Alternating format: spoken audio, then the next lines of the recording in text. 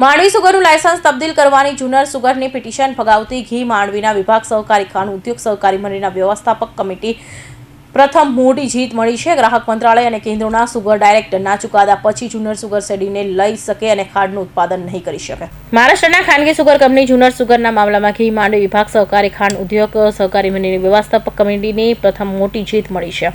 જુનર સુગરના નામે માંડવી સુગરનું લાયસન્સ તબદીલ કરવાની પિટિશન કેન્દ્રમાં ministry of consumer affairs food and PD department of food PD director of sugar and veg ઓઇલેસે ફગાવી દીધો છે। જુનર સુગરના નામે માંડવી સુગરનું લાયસન્સ તબદીલ કરવાની પિટિશન કેન્દ્રમાં ગ્રાહક બાબતોના મંત્રાલય ફગાવી દેવામાં આવતા જુનર સુગર હવે ખેડૂતો પાસે શેરડી ન લઈ શકે અને ખાંડનું ઉત્પાદન નહીં કરી શકે। ખાનગી કંપની જુનર સુગર સામે માંડવી સુગરના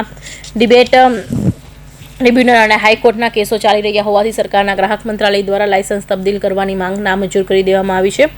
સરકારના નિયુક્ત વ્યવસ્થાપક સમિતિના પ્રમુખ સંદીપભાઈ રવિચંદ્ર શર્મા તેમજ અગ્રણીઓ સતત પ્રયત્નોના કારણે જુનર સુગરની પિટિશન ફગાવી દેવામાં આવી છે।